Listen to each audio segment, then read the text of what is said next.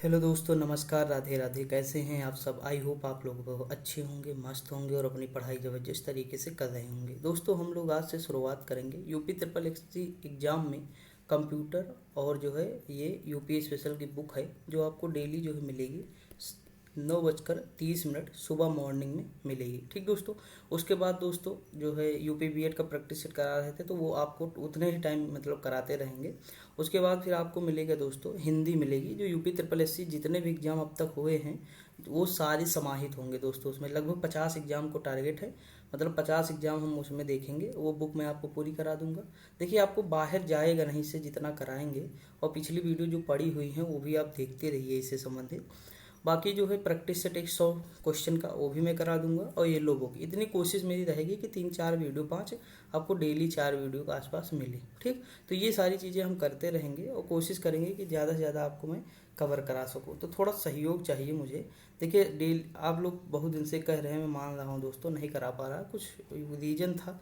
मैं लाइब्रेरी चला जाता था तो टाइम नहीं मिल पाता था, यही सब है। लेकिन अब नहीं जाऊँगा, थोड़ा अब यही इसी में पूरा दिन मतलब निकाल दूंगा। ठीक, तो थोड़ा आपका सहयोग चाहिए पूरी तरह से। देखिए, अगर हम बात करें यहाँ पे, तो ये उत्तर प्रदेश अधीनस्थ सेवा सेवा चयन आयोग द्वारा आयोजित यूपी ट्रिपल एससी कंप्यूटर एवं सूचना प्रौद्योगिकी, यानी जितने भी कंप्यूटर से संबंधित, या जो अगर हम बात करें जो हमारा ये इंफॉर्मेशन टेक्नोलॉजी है।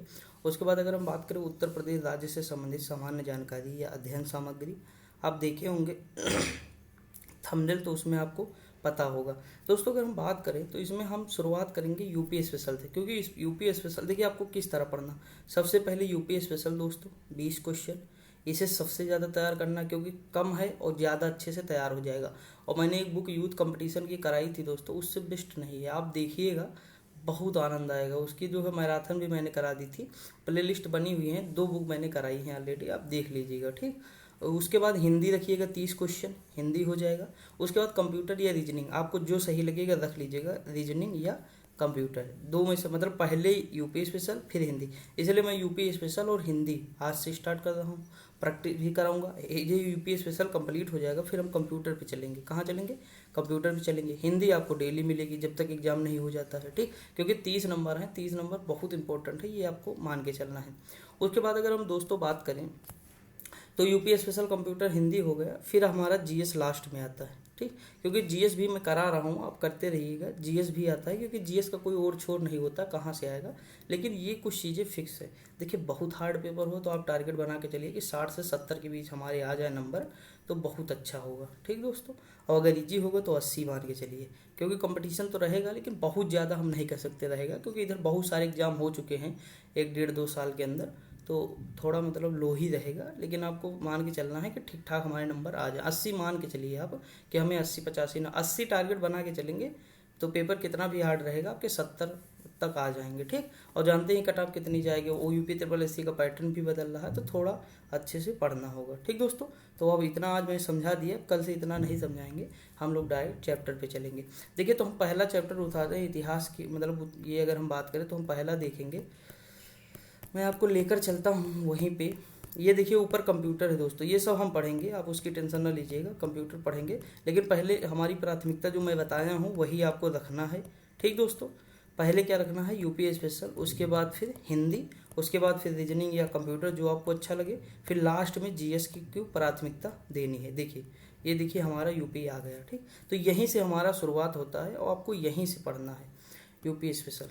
ठीक, मैं डेली आपको कोशिश करूंगा एक चैप्टर आपको डेली कंप्लीट करा दूँ। 10-12 चैप्टर होंगे, 10-12 दिन में पूरी तरह से यूपी हो जाएगा। उसकी वजह के बाद फिर जो है हम लोग कंप्यूटर देखेंगे। ठीक, आपको डेली जो है दोस्तों मिलेगी 9 बजकर, देखिए टाइमिंग देख लीजिएगा, ये मिलेगा 9:30 बजे डेली जो है मिलेगी यूपी जी के। उसके बाद दोस्तों अगर हम बात करें तो 11:30 पर यूपी बीएड एंट्रेंस एग्जाम। दोस्तों, कोई अगर आपके तैयारी कर रहा है तो वीडियो जरूर शेयर करें, प्रैक्टिस सेट करा रहा हूँ बहुत बेहतरीन तरीके से। उसके बाद दोस्तों एक वीडियो मिलेगी 3:30 बजे के आसपास, 3 बजे या हाँ 3:30 बजे मान के चलिए, एक वीडियो मिलेगी पीएम में। उसके बाद एक वीडियो 7:30 बजे के आसपास मिलेगी।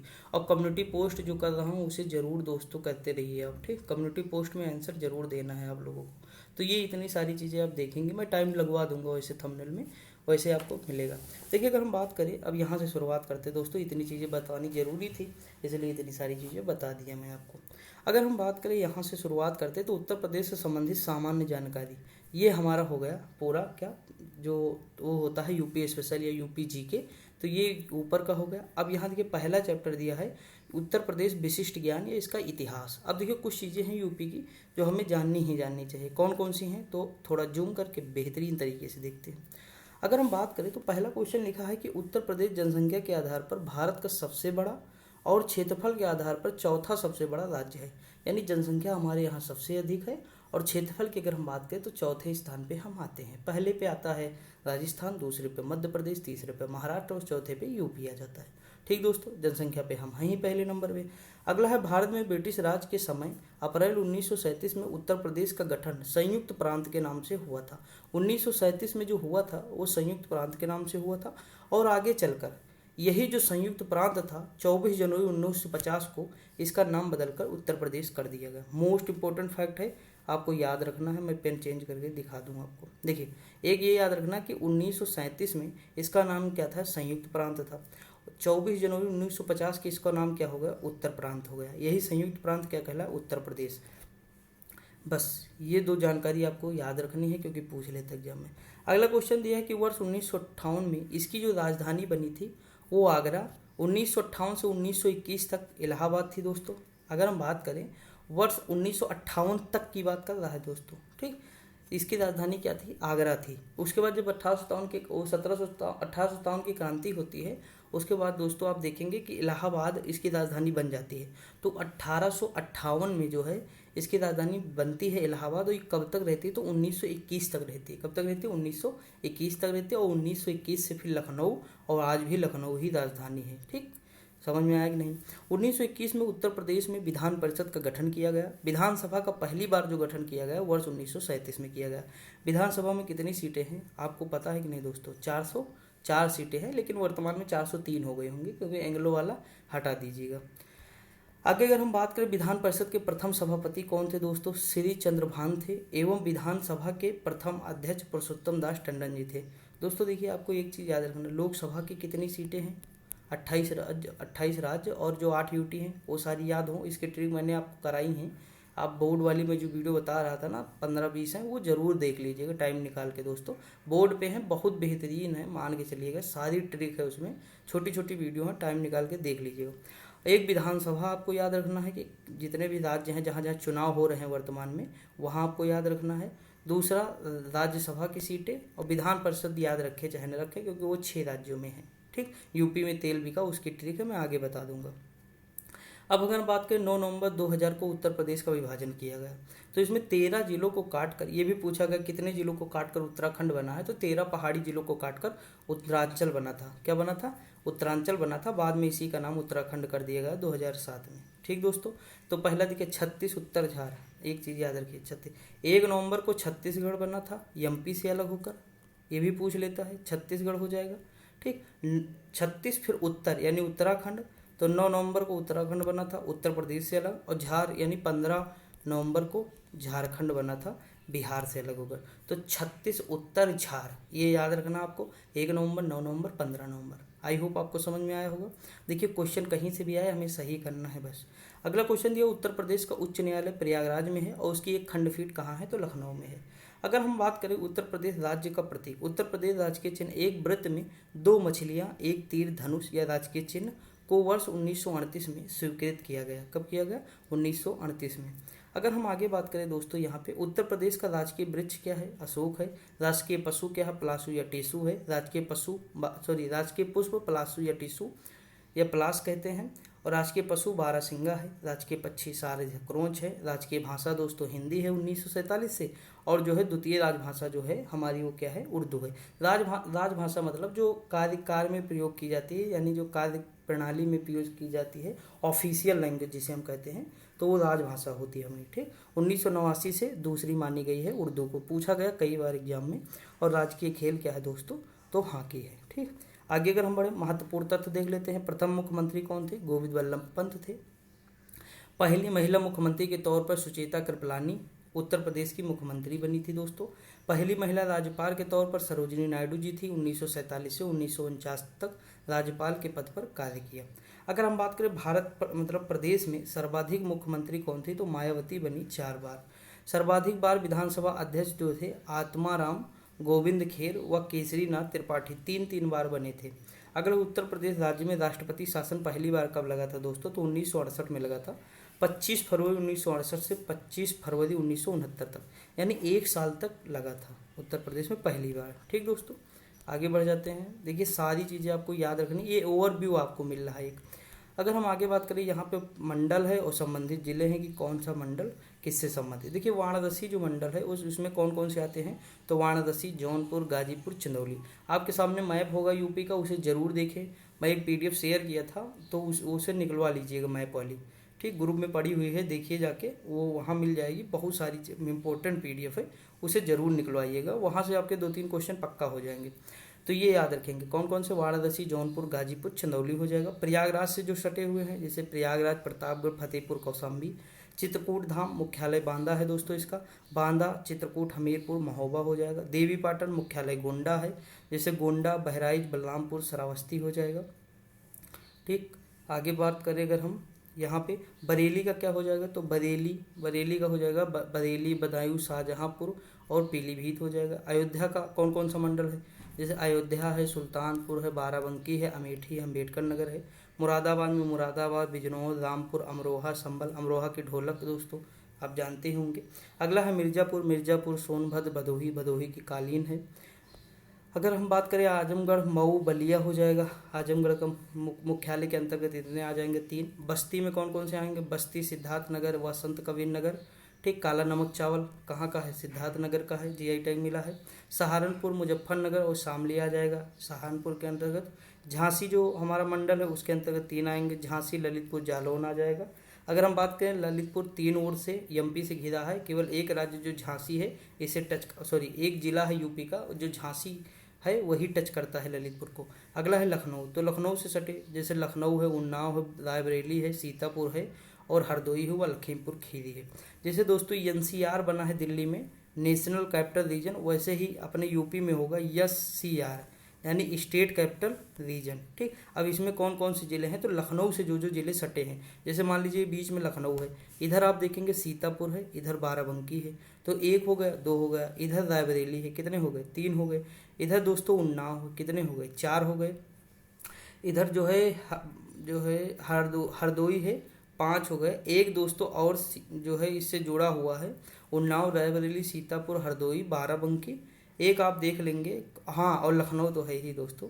तो ये इतना याद रखेंगे, 6 इसमें जो है शामिल है। अगला है कानपुर नगर, कानपुर देहात, इटावा, फर्रुखाबाद, कन्नौज, औरैया हो जाएगा। मेरठ में मेरठ, गाजियाबाद, बुलंदशहर, गौतम बुद्ध नगर, बागपत व हापुड़ हो जाएगा। अगला अगर हम बात करें, आगरा में कौन कौन से आते हैं, आगरा, मथुरा, फिरोजाबाद, मैनपुरी। देखिए आपको ये सब पढ़ते जाना है बार बार, ये न सोचे एक बार में हमें रट जाएगा, नहीं दोस्तों, कभी नहीं होता है, एक बार में कुछ नहीं होता है। ठीक, कई बार आपको पढ़नी पड़ी। हम लोग कम से कम अब तक जो है 20 बार तो पढ़ ही चुके होंगे ना, तो आपको बार बार पढ़ना पड़ेगा, तब जाके आपको सारी चीज़ें रटेंगी, तो मेहनत करनी पड़ेगी। इसका कोई दोस्तों दूसरा मतलब अल्टरनेटिव नहीं है कि हम इसे दूसरे तरीके से ले लें। ठीक, क्योंकि 20 नंबर का सवाल है, हमें कम से कम कोशिश करनी है कि 15 प्लस तो सही ही हो हमारी। ठीक, पेपर अगर बहुत हार्ड आया तो, अगर हार्ड नहीं आया तो 18, 19, 20 भी हम कर सकते हैं, ऐसा नहीं है। अगर हम आगे बात करें गोरखपुर, तो गोरखपुर, देवरिया, कुशीनगर व महाराजगंज। अलीगढ़ जैसे नवीनतम है, अलीगढ़, कासगंज, हाथरस, एटा। तो ये हमारे जो है 18 मंडल हैं, उनसे जो जो मतलब जिले उसमें आते हैं वो हम सारे देख चुके हैं। अब हम आगे बढ़ते हैं, कुछ चीज़ें और देख लेते हैं। उत्तर प्रदेश दिवस किस तिथि को मनाया जाता है, तो 24 जनवरी को मनाया जाता है। अगला, उत्तर प्रदेश सरकार ने किस ऐतिहासिक स्मारक से जुड़वा मछली का राजचिन्ह अंगीकार किया है, रूमी दरवाजा। राजकीय पक्षी हमारा क्या है दोस्तों, सारस है। अगर हम बात करें उत्तर प्रदेश राज्य कब अस्तित्व में आया, तो 1 अप्रैल 1937 में आया, जिसे संयुक्त प्रांत उस समय कहते थे। अगला फिर उसके बाद 24 जनवरी 1950 को उसे क्या किया गया, उत्तर प्रदेश। अगला है राजकीय, उत्तर प्रदेश का राजकीय पशु क्या है, बारहसिंघा है दोस्तों। कब संयुक्त प्रांत का नाम बदलकर उत्तर प्रदेश किया गया, तो 24 जनवरी 1950 को। सब रट जाएगा, टेंशन न लीजिएगा। अगर हम बात करें आगरा अवध के संयुक्त प्रांत, जिन्हें अब उत्तर प्रदेश के नाम से जाना जाता है, ने 1921 में अपनी राजधानी को लखनऊ में स्थानांतरित किया। तो ये देखिए 1921 में कहाँ से स्थानांतरित किए थे, तो इलाहाबाद से किए थे। मैंने बताया ना 1858 तक जो राजधानी थी यूपी की वो क्या थी, आगरा थी। उसके बाद जब क्रांति हो जाती है फिर आप देखेंगे 1858 के बाद से 1921 तक की राजधानी बनती है, 1921 तक बनती हमारी इलाहाबाद। फिर 1921 के बाद से ये चली जाती है लखनऊ, राजधानी बन जाती है, यानी इलाहाबाद से क्या बन जाती है, लखनऊ, और फिर आज तक लखनऊ है। ठीक दोस्तों, नवाबों का शहर। अगर हम आगे बात करें उत्तर प्रदेश के किस शहर को पूर्व का ग्रास के नाम से जानते हैं, तो कन्नौज को जानते हैं। अगर हम बात करें उत्तर प्रदेश का राजकीय फूल कौन सा है दोस्तों, तो पलास है। कौन सा है, पलास है। देखिए मैं अपनी पूरी मेहनत करूंगा, बस आपको दोस्तों सहयोग करना है, वीडियो ज़्यादा शेयर करना है। देखिए मैं अपना सब कुछ छोड़ दूंगा, लेकिन आपको सारी चीज़ें ये बेहतरीन करनी है दोस्तों, कम से कम ये चले। देखिए मैंने बहुत तपस्या की है यूट्यूब के चक्कर में, ये मान के चलिए, मैंने बहुत मतलब पढ़ाया भी है और बहुत बेहतरीन तरीके से सारी चीज़ें डिलीवर की है, लेकिन कोई अभी तक बेनिफिट मिला नहीं दोस्तों। वीडियो चलती नहीं है, मतलब पता ना क्या रीज़न है, मुझे नहीं पता है, लेकिन कोई दिक्कत नहीं है, मैं खुश हूँ कि चीज़ें ठीक हैं जो भी हैं। अगर हम बात करें उत्तर प्रदेश का संक्षिप्त इतिहास क्या है, तो उत्तर प्रदेश का ज्ञात इतिहास लगभग 4000 वर्ष पुराना है, जब आर्यों का भारत में प्रवेश हुआ था। ये सब मैंने हिस्ट्री में आपको पढ़ाया है, कई बार पढ़ाया है, बहुत सारी कहानियाँ बताई होंगी आपको, तो फिर बताएंगे दोस्तों, आप टेंशन ना लीजिएगा, सारी चीज़ें मिलेंगी। अगर हम आगे बात करें तो आर्यों का विस्तार जो है सिंधु नदी और सतलज नदी के मैदानी भागों से यमुना और गंगा के मैदानी क्षेत्र में हुआ। संसार के प्राचीनतम शहरों में एक माना जाने वाला वाराणसी शहर उत्तर प्रदेश में स्थित है। बिल्कुल सही बात है। वाराणसी किस नदी के तट पर है, तो गंगा नदी के तट पर है। अब गंगा के दाएं है कि बाएं है ये भी पूछता है, तो बाएं तट पर है। और कन्नौज जो है जो कानपुर है वो दाएं तट पे है। ठीक, ये याद रखना आपको। अगला क्वेश्चन है, प्राचीन काल में यह मध्य देश के नाम से विख्यात था तथा वैदिक काल में इसे ब्रह्मऋषि देश कहते हैं। देखिए ब्रह्मऋषि यानी ब्रह्माधन ऋषि, ब्रह्मऋषि। अगर हम बात करें दोस्तों यहाँ पे इसके नाम से जाना जाता था। इस काल में उत्तर प्रदेश ऋषि मुनियों जैसे भारद्वाज, वशिष्ठ, विश्वामित्र, वाल्मीकि, याज्ञवल्क्य आदि की कर्मभूमि रही है। ठीक, तो ये याद रखेंगे। आगे अगर हम बात करें मुस्लिम काल, तो देखिए ये कब माना जाता है, इस क्षेत्र में 1000 से 1030 तक मुसलमानों का आगमन हो चुका था। इसके पश्चात लगभग 650 वर्षों तक अधिकांश भारत की तरह उत्तर प्रदेश पर भी पहले दिल्ली सल्तनत और फिर मुगल वंश का शासन रहा। 1506 में सिकंदर लोदी ने अपनी राजधानी दिल्ली से बदलकर आगरा को बनाया, मतलब दिल्ली से बदल करके कहाँ बनाया, आगरा को बनाया सिकंदर लोदी। देखिए मैंने आपको बताया था आगरा शहर की स्थापना इसी ने की थी। कब किया था, तो 1504 में। हजारों बार मैंने बताया होगा, कई बार एग्जाम में आया, अभी लेटेस्ट ही कई एग्जाम में आपको देखने को मिलेगा अगर आप ध्यान से देखेंगे तो। ठीक, तो कुछ चीज़ें जो मैं बता रहा हूँ उन्हें रट लेना है आपको। अगर हम आगे बात करें दोस्तों, तो ये दिल्ली से कहाँ बनाए, आगरा बनाए, जो 1638 में शाहजहां द्वारा फिर से दिल्ली स्थानांतरित करने तक मुगल शासन की राजधानी रही। देखिए इसकी लैंग्वेज थोड़ा सा वो है, अटपटी टाइप की है दोस्तों, कुछ नहीं है, जानते हो। 1516 में सिकंदर लोदी ने क्या किया, दिल्ली से बदलकर आगरा राजधानी बनाया। उसके बाद आगरा ही राजधानी थी, अकबर के समय भी थी। उसके बाद कुछ सब फतेहपुर सीकरी भी अकबर ने बनाया। उसके बाद दोस्तों देखेंगे कि 1938 में क्या हुआ, ये आगरा से लेकर चले गए दिल्ली, दोबारा से वही बना दिए, कौन, शाहजहां। अगर हम आगे बात करें, मुगल काल के दौरान अकबर ने आगरा के निकट 1569 में फतेहपुर सीकरी का निर्माण कराया, जो 1971 से 1571 से 1585 तक मुगल काल की राजधानी रही। अभी मैंने बताया कि फतेहपुर सीकरी को भी बनाए थे। बुलंद दरवाज़ा यही है दोस्तों, बुलंद दरवाज़ा यानी गुजरात विजय पर जो बनवाए थे, अकबर ने बनवाया था। ठीक, ब्रिटिश काल देख लेते हैं। 1856 में ईस्ट इंडिया कंपनी ने अवध पर पूर्ण रूप से अधिकार कर लिया। देखिए कुशासन का आरोप लगाए थे, डलहौजी दादा थे, वो आए, उन्होंने एक बेबकर का सिद्धांत लाया, विभगत के सिद्धांत लाए और उसके तहत यानी हड़प नीति जो है उसके तहत दोस्तों सतारा, जयपुर, संभल, बघाट, उदयपुर, झांसी, नागपुर, करौली और फिर अवध, ये सारे जो है राज्यों का उन्होंने अपने ब्रिटिश साम्राज्य में विलय कर लिया। समझा कि नहीं। अब देखिए अवध को कर नहीं पा रहे थे किसी रीजन पर, तो उन्होंने कहा कि तुम्हारा जो शासन है ना वो अच्छा नहीं है, तो कुशासन का आरोप लगा दिए और जो है उसे हड़प लिए। ठीक दोस्तों, अब देखिए जब हड़प लिए तब फिर बेगम हजरत महल, आप जानते होंगे कि वो विद्रोह में उतर गए 1857 की। वो सब अपने अपने लाभ के लिए दोस्तों लड़ रहे थे, एकजुट नहीं थे। ठीक, अगर हम बात करें यह स्थापित कर लिया गया और इसे 1877 ईस्वी में पश्चिमोत्तर प्रांत में मिला लिया गया, जिसके पश्चात इसका नाम उत्तर पश्चिमी प्रांत आगरा एवं अवध कर दिया गया। 1902 में इसका नाम बदलकर आगरा एवं अवध संयुक्त प्रांत कर दिया गया। ये याद रखना है। अगला 1937 में इसका गठन संयुक्त प्रांत के नाम से हुआ। देखिए ये सारी चीज़ें आप पढ़े हैं, कितनी बार रिपीट हुआ, 3 बार हो गया। बताइए आएगा क्वेश्चन गलत होगा? नहीं होगा। यही तो मैं चाह रहा हूँ कि क्वेश्चन गलत ना हो दोस्तों। सिलेक्शन लेना हर हाल में, सीट भी बहुत ज़्यादा है, कोई मतलब सीट कम नहीं, 5512 बहुत सीटें हैं और आपको मेहनत करनी है। और जो लोग टाइपिंग नहीं कर रहे हैं ना, हिंदी की स्टार्ट करिएगा। सीट पे आपको कब्जा चाहिए, एक सीट पे, ठीक, तो ये शुरू कर दीजिए आप लोग। अगला बात करें हम स्वतंत्रता संग्राम में योगदान। सन 1857 में हुए प्रथम स्वतंत्रता आंदोलन की शुरुआत उत्तर प्रदेश से ही हुई है।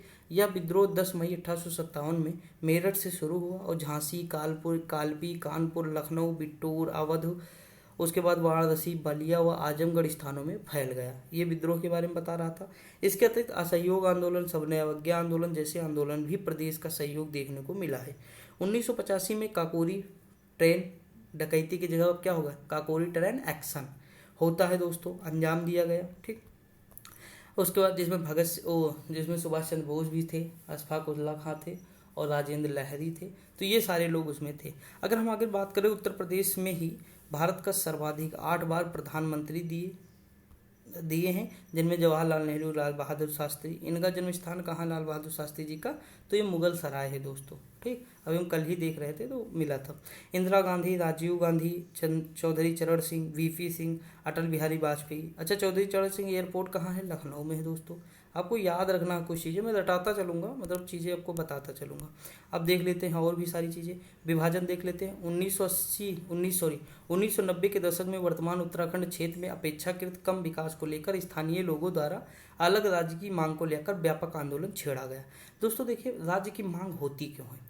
देखिए, एक तो क्या होता रीजन, एक बड़ा स्टेट अगर है मान लीजिए, जैसे देखिए उत्तराखंड, मतलब अगर हम यूपी की बात करें, उत्तराखंड अलग हुआ तो देखिए ये हमारा जो उत्तराखंड वाला क्षेत्र था ये पहाड़ी एरिया था। बाकी यूपी का देखेंगे सारा मैदानी क्षेत्र है। क्या है? सारा मैदानी क्षेत्र है। तो दोस्तों यहाँ विषमता आपको देखने को मिल रही थी, तो ये लोग इसीलिए जो है अलग मांग कर रहे थे कि हमारा विकास नहीं हो पा रहा है। कभी कभी होता क्या है कि हम एक विशेष अगर देखें तो जहाँ से हमें ज़्यादा फायदा होता है हम उस साइड ज़्यादा विकास करते हैं, जिस क्षेत्र में हमारा कम फायदा होता है हम वहाँ कभी कभी विकास नहीं करते हैं राजनीतिक लाभ के लिए। तो इसीलिए आप देखते हैं कि भाई अलग कैसे होता है, या फिर अलग हम इस बेस पे कर सकते हैं कि कहीं पहाड़ी है कहीं मैदानी है तो हम पहाड़ी वाला अलग कर देंगे, मैदानी वाला अलग, या फिर इस तरह कर सकते हैं कि कहीं जनजातीय क्षेत्र है बहुत ज़्यादा संवेदनशील है तो उसे हम अलग राज्य बना देंगे। तो इस तरह जो है राज्यों का अलग अलग हो जाता है, ठीक, मतलब विभाजन कर देते हैं। आई होप आपको समझ में आया। ज़्यादा नहीं जानना, थोड़ा सा माइंड में रहे कि हाँ इस बेस पे कर देते हैं। अगर हम बात करें, अंततः 9 नवंबर 2000 को उत्तर प्रदेश से पृथक करके एक नए राज्य का गठन किया गया, उत्तराखंड। मैंने आपको बताई है। प्रयाग में विश्व प्रसिद्ध कुंभ मेला, भाई बात ही क्या है, गजब लगा था। अब की बार भी तो पूछ सकता है दोस्तों। सर्व सिद्धा प्रदाह कुंभा, ये इसकी जो है वो थी महाकुंभा, सॉरी, इसकी दोस्तों थीम थी। आप नोट कर लीजिएगा, ठीक, याद करना है आपको, आएगा। पाषाण काल की अगर हम बात करें तो इसमें कौन कौन से उत्तर मिले थे, कौन कौन से स्थान मिले थे? उत्तर प्रदेश के मेरठ तथा सहारनपुर जिले में ताम्र पाषाणिक संस्कृत के साक्ष्य प्राप्त हुए। उत्तर प्रदेश में पूरा पाषाण कालीन सभ्यता के साक्ष्य सोनभद्र के सिंगरौली घाटी, प्रयागराज की बेलन घाटी तथा चकिया या चंदौली नामक पुरा स्थलों से प्राप्त हुए हैं। आगे अगर हम बात करें, बेलन घाटी के लोहंदा नाला क्षेत्र में पाषाण उपकरणों के साथ साथ एक अस्थि निर्मित माता देवी की प्रतिमा भी प्राप्त हुई। पूरा पाषाण कालीन सभ्यता के लगभग सभी उपकरण क्वार्टजाइट पत्थरों से निर्मित है। उत्तर प्रदेश में मध्य पाषाण कालीन संस्कृत के साक्ष्य प्रमुख रूप से प्रतापगढ़ के सराय नाहर राय और महदहा नामक स्थान से प्राप्त हुए हैं। सरानाहर राय, देखिए ये जो सरानाहर राय और महदहा और दमदमा ये सब प्रतापगढ़ से प्राप्त हुए हैं। आपको याद रखना, मोस्ट इंपॉर्टेंट है, और ये मध्य पाषाण कालीन स्थल है, ठीक। अब देखिए इसकी खोज किसने की? तो प्रोफेसर GR शर्मा ने किया था। देखिए सरानाहर से 14 शवाधान मिले हैं, जिसमें मृतक का सिर पश्चिम दिशा की तरफ है और 8 गर्त चूल्हे भी प्राप्त हुए। प्रतापगढ़ के एक अन्य स्थल महदहा से गर्तावास साक्ष्य के साथ साथ हड्डियों के अनेक कलात्मक वस्तुएं, मृग सरंग के छल्लों की माला और हड्डियों के आभूषण मिले हैं। महदहा से बारहसिंगा, भैंस, हाथी, गैंडा, सुअर, कछुए और पत्तियों के भी अवशेष मिले हैं। प्रतापगढ़ के दमदमा पुरा स्थल से हड्डी एवं सींग के उपकरण व आभूषण मिले हैं, गर्त चूल्हे मिले हैं और जो है 41 शवाधान मिले हैं। अगर हम आगे बात करें तो प्रदेश में नवपाषाण कालीन सभ्यता के साक्ष्य मिर्जापुर, सोनभद्र, बुंदेलखंड, सरानाहर राय प्रतापगढ़ में मिले हैं। नवीनतम खोजों के आधार पर भारतीय उपमहाद्वीप में प्राचीनतम कृषि साक्ष्य वाला स्थल जो है उत्तर प्रदेश के संत कबीर नगर जिले में स्थित जो है लहोरा देव, जहाँ 9000 ईस्वी से 8000 ईस्वी के मध्य चावल के साक्ष्य मिले हैं। कहाँ? लहोरा देव से। और ये कहाँ है? संत कबीर नगर। ठीक, आगे हम बात करें, इसको पूर्व कोल्डिहिवा प्रयागराज चावल के प्राचीनतम साक्ष्य का वाला स्थल माना जाता है। ये भी आप पढ़े होंगे। उत्तर प्रदेश में हड़प्पा कालीन साक्ष्य जो है आलमगीरपुर, हुकास, मांडी गांव आदि से प्राप्त हुआ है। आलमगीरपुर जो है, अगर हम बात करें, हड़प्पा सभ्यता के पूर्वी विस्तार को प्रकट करता है। पूर्वी विस्तार तो सही है दोस्तों। और मांडा ऊपर था और परवरा नदी के तट पर का था, गोदावरी दैमाबाद था। अगर हम बात करें, यहाँ से कपास उगाने के साक्ष्य मिले हैं आलमगीरपुर से। ठीक, अब प्राचीन काल में इसका महत्व देख लेते हैं। प्राचीन काल में गंगा के मैदान में स्थित उत्तर प्रदेश का क्षेत्र मध्य देश कहलाता था। उत्तर वैदिक संस्कृत का मुख्य केंद्र मध्य देश था, यानी उत्तर प्रदेश, मध्य प्रदेश, ये सारे था। अगर हम बात करें महाजनपद, तो 16 महाजनपदों में 8 महाजनपद यूपी के थे। कुरु, काशी, पंचाल, कौशल, मल्ल, चेद, वत्स, सूरसेन उत्तर प्रदेश में स्थित थे। अगर हम दोस्तों अगर बात करें तो इसका आपको क्या करना है, इसकी राजधानी याद कर लीजिएगा आप लोग। क्या याद करना है? राजधानी। अब देखिए मैं आपको कराया दे रहा हूँ वैसे, यहाँ देखिए थोड़ा कम साफ दिखेगा लेकिन कोई दिक्कत नहीं है। ठीक, देखिए ये कुरु जनपद है जिसकी राजधानी इंद्रप्रस्थ थी। सूरसेन की राजधानी मथुरा थी दोस्तों। अगर हम बात करें पंचाल की राजधानी अहिछत्र थी। कौशल की राजधानी श्रावस्ती थी। इसमें बहुत सारे जिले आते हैं, गोंडा, अयोध्या, अकबरपुर, और दोस्तों अगर हम बात करें बलरामपुर, श्रावस्ती, ये सारे इसमें आ जाते हैं। उसके बाद मल्ल महाजनपद की राजधानी क्या थी? कुशीनगर थी। काशी की वाराणसी थी। वत्स की कौशाम्बी थी। चेदी की सुक्तिमती थी। अब इसमें कौन कौन से जिले आते हैं ये आप लोग देख लीजिएगा। देखिए जूम करने पर फट जाता, ऐसे नॉर्मल आपको दिखेगा कि कौन कौन से हैं। ठीक, ये देखिए यहाँ लिखा भी है, पढ़ लीजिएगा। अगर हम बात करें काशी, तो वाराणसी है राजधानी, वाराणसी के आसपास का क्षेत्र। कौशल की श्रावस्ती या साकेत है, अवध के क्षेत्र हो जाएंगे। कुरु इंद्रप्रस्थ है, मेरठ, दिल्ली, थानेश्वर के आसपास का।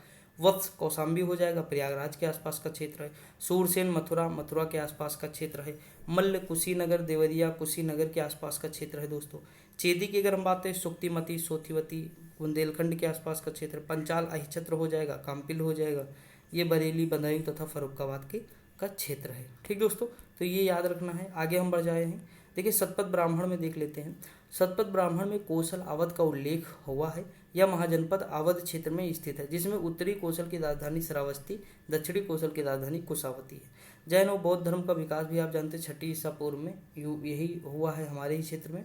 अगर हम बात करें 6वीं शताब्दी ईसा पूर्व में 2 नए धर्मों, जैन व बौद्धों का उदय हुआ। इन दोनों धर्मों का उत्तर प्रदेश में व्यापक प्रभाव पड़ा। दोस्तों जानते हो ये लोग जो है आत्मा को, भगवान को, इनको सबको नहीं मानते थे, क्योंकि इनका मानना था कि जो मतलब उस समय कर्मकांड कराते थे लोग, वो सब लोग इसी बेस पे कराते थे और लोगों को मतलब इसी बेस पे उनसे जो है वसूलते थे जो पैसा वगैरह। कर्मकांड बहुत ज़्यादा, देखिए कर्मकांड के विरोध के लिए तो ये लोग आए हैं ना। तो ये चीज़ आपको समझना होगा कि ये लोग क्यों नहीं मानते। हर चीज़ के पीछे तर्क है। अगर आप खोजने की कोशिश करेंगे यार क्यों हुआ, तो आपको याद नहीं करना है, फैक्ट भी नहीं याद करना, कुछ नहीं, बस आपको ये माइंड में रहे कि क्यों हुआ। और देखिए ज़्यादा से ज़्यादा चैट जीटीपी और जो है बाकी चीज़ों का प्रयोग करिए, क्योंकि हमारे लिए बहुत इंपॉर्टेंट है दोस्तों कि जो चीज़ हमें इस समय मिल रही है एआई के थ्रू, उसे हमें उपयोग कर सकें ना। पढ़ाई में बहुत योगदान होगा, आप जानेंगे धीरे धीरे जब करेंगे तब प्रयोग। अगर हम आगे बात करें तो गौतम बुद्ध का अधिकांश सन्यासी जीवन उत्तर प्रदेश में ही व्यतीत हुआ। मैंने इससे पहले आपको बताया था कि गौतम बुद्ध जी को जो है बुद्ध क्यों कहा गया, क्योंकि उनको बोध हो गया था। क्या हो गया था? बोध हो गया था। देखिए दोनों में अंतर है, बोध और ज्ञान दोनों में अंतर है। गौतम बुद्ध जी को ज्ञान की प्राप्ति नहीं हुई थी, लोग जो कह रहे हैं ना वो गलत कह रहे हैं। उनको बोध हुआ था। क्या हुआ था? बोध। देखिए जैसे गुस्सा, अगर मान लीजिए यहाँ कुछ लिखा है, जैसे लिखा, मान लीजिए यहाँ लिखा है कि गुस्सा करना स्वास्थ्य के लिए हानिकारक है। मैंने पढ़ लिया गुस्सा करना स्वास्थ्य के लिए हानिकारक है, तो मैंने अगर पढ़ लिया सिर्फ तो ज्ञान है, लेकिन वो मैंने अपने जीवन में आत्मसात कर लिया, उसे समझा कि हाँ यार ये गलत बात है, नहीं अपनाना चाहिए ना, गुस्सा नहीं करनी चाहिए, हमें मुस्कुराते रहना चाहिए, मस्त रहना चाहिए। तो वो हमें बोध हो गया ना, उसका क्या हुआ? बोध हो गया। तो वही बोध हुआ था ना, तभी तो देखो कितना शांत स्वभाव के हो गए थे, कितना कुछ था ना। तो राजा भी इतना नॉर्मल हो सकता है, कभी आप सोचे होंगे? नहीं। क्यों? अगर मान लीजिए वो सिर्फ उनके अंदर ज्ञान होता तो शायद ना होते, लेकिन उनको बोध हो गया था और बोध से फिर बुद्ध बन गए वो। समझ में आया कि नहीं? आई होप समझ में आया होगा। देखिए अगर हम आगे बात करें गौतम बुद्ध का अधिकांश सन्यासी जीवन उत्तर प्रदेश में ही व्यतीत हुआ, इसी कारण उत्तर प्रदेश को बौद्ध धर्म का पालना कहा जाता है। ठीक दोस्तों, आगे बढ़ जाएं। देखिए, प्रमुख जैन तीर्थंकर की बात करें जिनका जन्म स्थान यूपी में हुआ। ऋषभ देव का अयोध्या में, अजीतनाथ का अयोध्या में, अनंतनाग अयोध्या में, पार्श्वनाथ वाराणसी। मोस्ट इंपोर्टेंट है। अगला क्वेश्चन है, ज्ञान प्राप्ति के बाद महात्मा बुद्ध ने सर्वप्रथम, देखिए यहाँ भी लिखा है सर्वप्रथम सारनाथ ऋषि पत्तन, कहीं कहीं कभी कभी सारनाथ ऑप्शन नहीं होता है, ऋषि पत्तन होता, तो आपको याद रखना। ऋषि पत्तन में अपना पहला उपदेश दिया जो बनारस में है दोस्तों, वाराणसी। इस घटना को धर्मचक्र परिवर्तन कहा गया। अगर हम देखिए, जब घर से निकले महाभिनिष्क्रमण कहा गया, शरीर को त्यागा तो महापरिनिर्वाण कहा गया। ये सब आपको याद रखना है। महात्मा बुद्ध ने अपने सर्वाधिक उपदेश जो दिए थे वो कौशल राज्य में दिए थे, और इसकी राजधानी क्या थी? श्रावस्ती थी। 1483 ईस्वी में कुशीनारा या कुशीनगर में महात्मा बुद्ध की मृत्यु हो जाती। इस घटना को क्या कहा गया? महापरिनिर्वाण कहा गया। सौगौरा ताम्रलेख गोरखपुर जनपद में, बस इतना याद रखना है। किससे संबंधित है? मौर्यकालीन से, जिससे पता चलता है कि मौर्य काल में अकाल की स्थिति में जनता को अनाज का वितरण किया गया था। प्रयाग के अशोक स्तंभ पर हरिशेर द्वारा रचित समुद्रगुप्त का प्रशस्ति लेख उत्कीर्ण है। सारनाथ का स्तंभ लेख, जिसका निर्माण मौर्य सम्राट अशोक ने करवाया था, के शीर्ष पर सिंहों की आकृति को ही भारत सरकार ने अपना राजकीय चिन्ह बनाया है। अशोक निर्मित अहरौरा अभिलेख राज्य के मिर्जापुर जिले में है। उत्तर वैदिक युग से संबद्ध स्थल अतरंजी खेड़ा, कासगंज से गैरिक मृदभांड व कृष्ण लोहित मृदभांड संस्कृतियों के अवशेष प्राप्त हुए हैं। आगे अगर हम बात करें दोस्तों, अतरंजी खेड़ा से शुंग, कुषाण व जो है गुप्त काल के अवशेष मिले हैं। इंपॉर्टेंट है, याद रखेंगे। कुषाण शासक कनिष्क की दूसरी राजधानी क्या थी? मथुरा थी। अगर हम बात करें पहली क्या थी? पुरुषपुर थी, जिसे पेशावर कहते थे। राज्य के ललितपुर जिले में देवगढ़ नामक स्थल से गुप्तकालीन मंदिरों के साक्ष्य प्राप्त हुए हैं। यहाँ के गुप्तकालीन मंदिरों में दशावतार मंदिर उल्लेखनीय है। सारनाथ में ही धमेक स्तूप है, मोस्ट इंपोर्टेंट, कई बार पूछा गया है, जिसे अशोक ने 249 ईस्वी में इसी स्थान पर बनाने का आदेश दिया था, या 500 ईस्वी में बन के तैयार हुआ, यानी टाइम लगा दोस्तों, 500 ईस्वी पूर्व। ठीक, याद रखेंगे। अगर हम बात करें प्राचीन काल से कन्नौज कान्यकुब्ज के नाम से प्रसिद्ध था। हर्ष ने थानेश्वर की जगह कन्नौज को अपनी राजधानी बनाया। कन्नौज पर सर्वाधिक समय तक गुज्जर प्रतिहारों ने शासन किया। हर्षवर्धन का 628 ईस्वी का ताम्रधान लेख शाहजहांपुर जिले के बांसवाड़ा से प्राप्त हुआ है। कहाँ से? बांसखेड़ा से प्राप्त हुआ है, जिसमें हर्ष की वंशावली, प्रशासनिक संरचना और सैन्य अभियान का उल्लेख मिलता है। अब आएगा मध्यकाल। दोस्तों हम थोड़ा देख लेते हैं कि कितना पोर्शन इसका बचा हुआ है, उस हिसाब से हम बात करते हैं। टाइम देख लेते हैं दोस्तों, ज़्यादा नहीं बचा हुआ, वैसे हम अगर चाहें तो कर लेते हैं। 1 सेकंड टाइम देख लेते हैं, कर लेते हैं थोड़ा, ताकि मतलब ये हमारा कंप्लीट हो जाए ना। ये वाला टॉपिक हम कंप्लीट कर लेंगे तो फिर कल हम यहाँ पे पहुँच जाएंगे। कहाँ? कला एवं संस्कृति, यूपी की कला एवं संस्कृति। अब देखिए दोस्तों, अगर हम बात करें तो मध्यकाल 1831 ईस्वी में महोबा के नन्नुक ने चंदेल वंश की स्थापना की। चंदेलों का राज्य जो जिजाक भुक्ति के नाम से चर्चित था। इसकी राजधानी क्या थी? महोबा थी।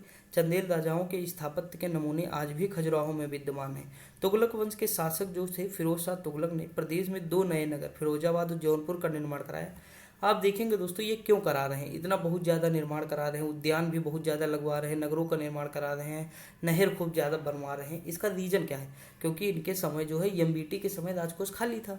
अब उस राजकोष को भरने के लिए दोस्तों क्या चाहिए भाई? फल उद्यान लगाएंगे, क्योंकि अनाज की तुलना में फल ज़्यादा बिकेगा। उधर जो है नहरों का खूब विकास करते जा रहे हैं, क्योंकि खूब खेती होगी तो राजस्व की प्राप्ति होगी। आप सोचिएगा आप कि ये सब हो रहा है तो क्यों हो रहा है, ये थोड़ा लॉजिक लगाएंगे, आराम से सारी चीज़ें क्लियर हो जाएंगी। रटना नहीं है, बस समझना है दोस्तों, और ये समझ आएगी धीरे धीरे। आप बने रहिए, आप देखेंगे बेहतरीन तरीके से आपको सारी चीज़ें डिलीवर की जाएंगी। थोड़ा सपोर्ट चाहिए दोस्तों, ताकि मनोबल मेरा टूटे ना, जो मैं उम्मीद से कर रहा हूँ। अगर हम आगे बात करें, जौनपुर का निर्माण जो है फिरोज शाह तुगलक के द्वारा अपने भाई व सुल्तान मोहम्मद बिन तुगलक जौना खां की स्मृति में बनाया गया। उत्तर जो है जौनपुर में अटाला मस्जिद का इब्राहिम शाह सरकी द्वारा बनाया गया। कई बार पूछा कि अटाला मस्जिद कहाँ है, तो जौनपुर में किसने बनाया? तो इब्राहिम शाह सरकी ने बनाया। ठीक दोस्तों, देखिए अगर हम बात करें सल्तनत काल एवं मुगल काल में कड़ा प्रयागराज के निकट महत्वपूर्ण एकता या सूबा था। सिकंदर लोदी ने 1504 में आगरा शहर की स्थापना की। जस्ट ऊपर बताया, यहाँ पे मिल गया आपको, राजधानी बनाया। उसके बाद सूफी संत शेख निजामुद्दीन औलिया और इतिहासकार अब्दुल कादिर बदायूनी का संबंध बदायूं से है। इतिहासकार जियाउद्दीन बर्नी बुलंदशहर जिले में स्थित बर्न का निवासी था। बर्नी याद रखेंगे, कितना इंपॉर्टेंट है, पूछ सकता है दोस्तों, और पूछा ही जाता है। आगे हम बात करें, नूरजहां ने आगरा में अपने पिता इत्माउद्दौला का मकबरा बनवाया था, ये भी पूछा गया है। बादशाह अकबर ने प्रयाग की पुनर्स्थापना कर इसे इलाहाबाद नाम दिया गया। सलीम जहांगीर का जन्म फतेहपुर सीकरी में हुआ था और 1613 ईस्वी में ओरछा शासक बीर सिंह बुंदेला ने झांसी की स्थापना की थी। किसने? बीर सिंह बुंदेला ने। अब उत्तर मध्यकाल देख लेते हैं। 1764 ईस्वी में हुए बक्सर के युद्ध में बंगाल के नवाब मीर कासिम, अवध के नवाब शुजाउद्दौला, मुगल बादशाह शाह आलम द्वितीय की सेनाओं ने सम्मिलित रूप से अंग्रेजों के विरुद्ध युद्ध किया, परंतु पराजित हुए। 1765 ईस्वी में इलाहाबाद की संधि बक्सर युद्ध के उपरांत अंग्रेजों एवं मुगल बादशाह के मध्य हुई। देखिए, इलाहाबाद की संधि एक होती 12 अगस्त 1765 को, दूसरी होती 16 अगस्त 1765 को। इसी में द्वैत शासन की स्थापना मतलब आता है संकल्प, फिर 1772 में इसे हटा दिया जाता है। आप देखेंगे दोस्तों, आपको ये जो है सारी चीज़ें हिस्ट्री में आप पढ़ेंगे भी और डिटेल से पढ़ेंगे। देखिए, अगर हम बात करें, शुजाउद्दौला ने 1773 में वारेन हेस्टिंग के साथ बनारस की संधि की। अवध के नवाब आसफुद्दौला ने अपनी राजधानी फैजाबाद यानी अयोध्या से लखनऊ में स्थापित की। आसफुद्दौला ने अंग्रेजों से फैजाबाद की संधि यानी 1775 कर बनारस का क्षेत्र अंग्रेजों को सौंप दिया था।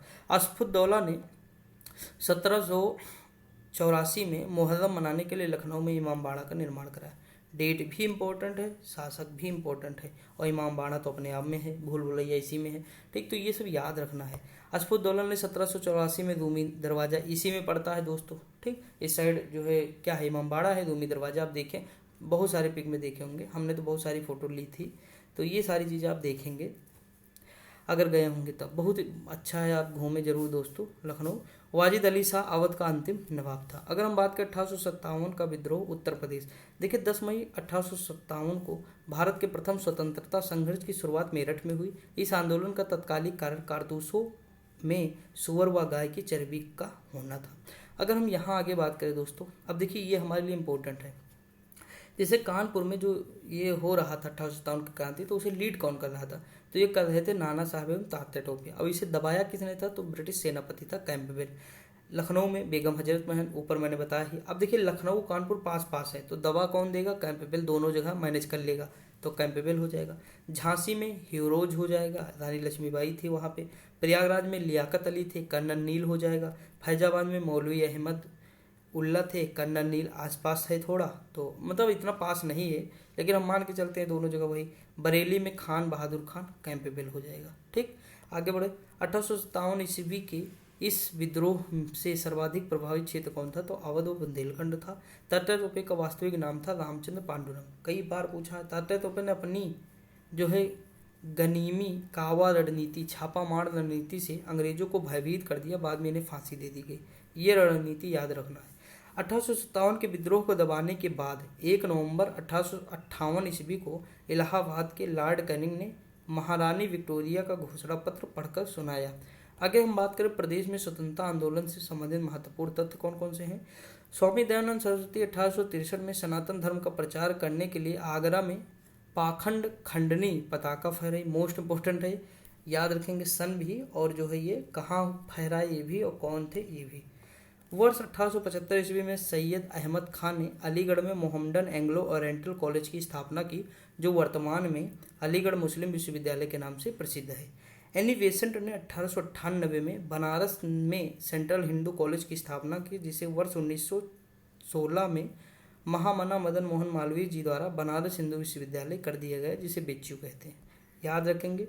अब देखिए यहाँ पे कुछ राष्ट्रीय कांग्रेस का जो अधिवेशन होता है 1888 में कहाँ होता है? इलाहाबाद में होता है, प्रयागराज। जॉर्ज यूले थे इसके पहले अंग्रेज थे। कांग्रेस का संविधान तय किया गया। 1892 में होता है इलाहाबाद में दोबारा। फिर ये होता है ब्योमेश चंद्र बनर्जी, इंग्लैंड में प्रस्तावित था। विशेष इसमें क्या था? 1899 लखनऊ में रमेश चंद्र दत्त थे दोस्तों। उसके बाद हम बात करें तो बनारस में होता है 1905, हमारे लिए इम्पोर्टेंट है। गोपाल कृष्ण गोखले जी कर रहे थे। गोखले को विपक्ष के नेता की उपाधि दी गई थी। 1910 में फिर होता है इलाहाबाद में, देखेंगे सबसे ज़्यादा इलाहाबाद, लखनऊ, बनारस, यहीं आपको नज़र आ रहा है। 1910 में इलाहाबाद में होता है सर विलियम वेडरबन थे। अगर हम बात करें 1916 में लखनऊ अंबिकाचरण मजमूदार कांग्रेस लीग जो है समझौता होता है, यानी कांग्रेस और मुस्लिम लीग के बीच समझौता होता है और नरम दल गलम दल एक हो जाते हैं इसमें। 1925 में कानपुर सरोजिनी नायडू करती हैं दिस्ता, इंपॉर्टेंट है।